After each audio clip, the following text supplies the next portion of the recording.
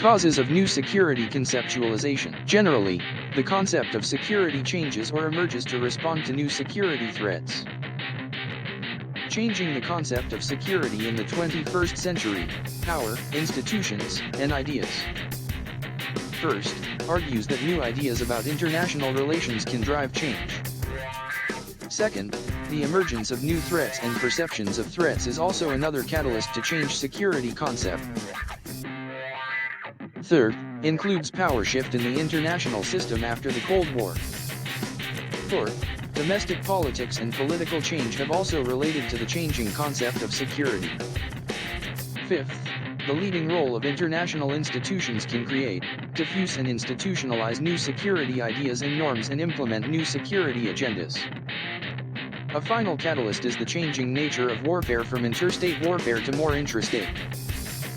The above mentioned are the motivating factors for new security conceptualization. Changing security discourses. In analyzing the change in security discourses, in the 1940s, almost all states were influenced by national security. In the 1960s, the concept of comprehensive security was prominent in Asia, especially in Southeast Asia. This is because the region was hit by a plague of NTS issues, like natural disasters. NTS is defined as the protection of a state's institutions and governing capacity from non-military threats. As regards security concepts in Southeast Asia, ASEAN accepted comprehensive security as the most suitable one for a long time.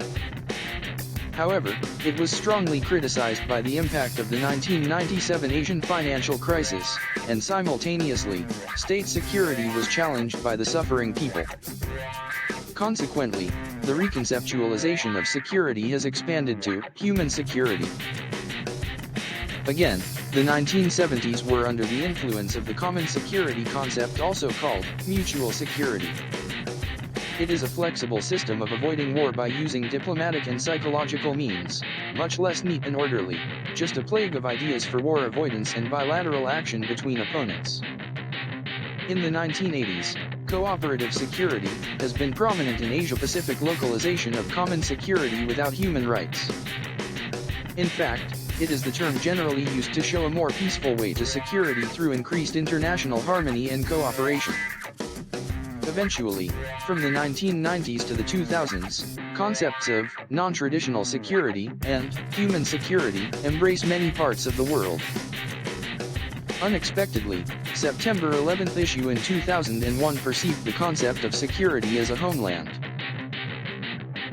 However, the latest term currently used is non-traditional security because of new threats to the protection of the institutions of the state and governing capacity from non-military threats.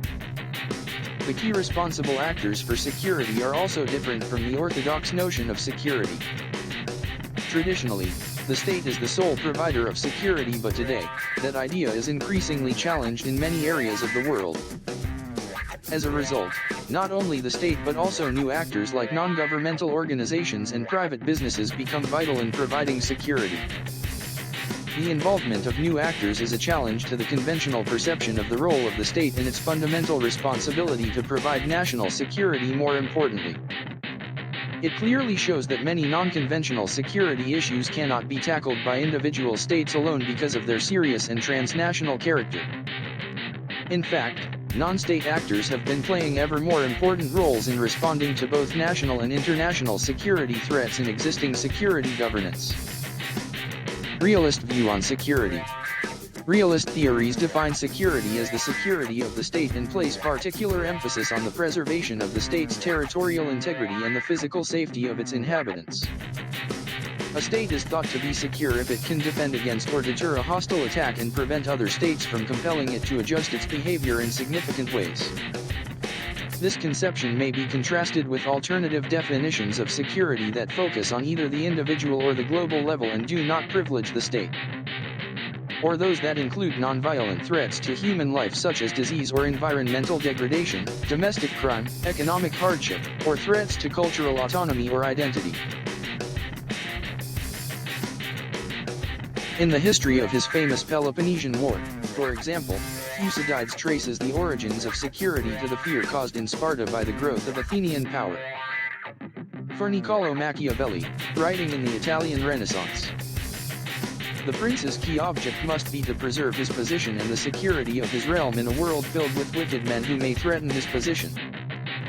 As a result, rulers must be feared rather than loved and must be ready to act ruthlessly or treacherously if that is what reason of state demands. Thomas Hobbes famously concluded that the natural condition of man was the war of every man against every man. Although this bleak condition might be remedied for individuals by a strong government, the Leviathan, that could establish among human society a common power to fear. Among states, however, there was still no overarching authority that could protect them from each other and prevent conflict and war. Modern versions of realism proceed from a similar foundation. The central idea common to all modern versions of realism is that the presence of multiple states in anarchy renders the security of each of them problematic and encourages them to compete with each other for power and/or security. For most realists, the imperative of obtaining security exerts far-reaching effects on states, encouraging them to act in certain predictable ways and eliminating those states who fail to compete effectively. If security were not a problem, either because humans or states ceased to care about it or because it was reliably guaranteed, realist theory would lose much of its analytic power and potential relevance. But that's not likely to happen. Liberalism and security. Liberalism is a tradition in political theory that takes individual persons as its units of analysis. Liberalism has always been concerned with security, albeit the security of the individual.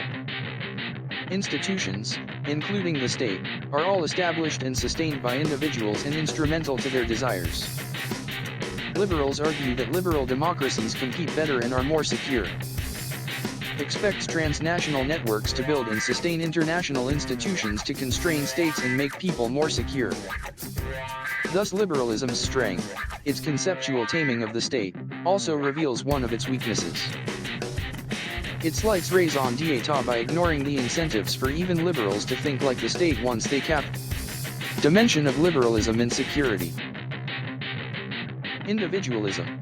Liberalism is a robust tradition in political theory that depicts individual persons, rather than groups or institutions, as the primary actors. Individuals form groups and construct and sustain institutions, classes, ethnic groups, states, but the individuals retain the ability to influence or even capture these groups and institutions. Historically, these have included the fundamental goals of self-preservation and commodious living, of security and prosperity in one's person. Liberalism has emphasized individual freedom, but material security and well-being can be said to be the definite foundation desired by any rational person. Liberalism and states.